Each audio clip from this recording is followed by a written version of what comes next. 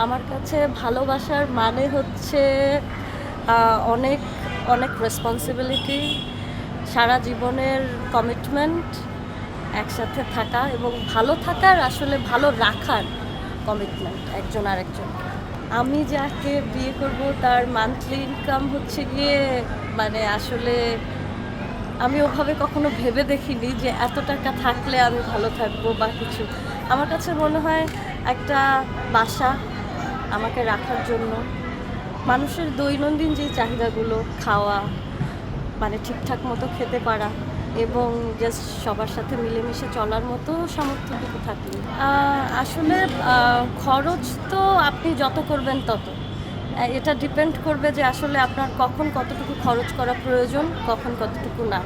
আমরা যেমন আর্ন করি, তেমন আমাদেরও কিন্তু ৮-১০টা মানুষের মতো একটা হিসাব আছে যে মাস শেষে আমি কত টাকা খরচ করতে পারবো, কত টাকা সেভিংস করব।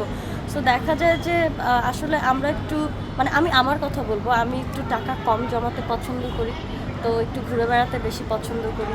যার কারণে আসলে ওই টাকা পয়সার হিসাবটা না এখন পর্যন্ত আমি ভালো করে বুঝে উঠতে পারিনি, সেটা আমার ক্ষেত্রে হোক বা আমার লাইফ পার্টনার সিলেকশনের ক্ষেত্রেই হোক। আমার মনে হয় একটা মেয়ে সব থেকে বেশি খরচ তার পছন্দের মানুষের জন্য করে।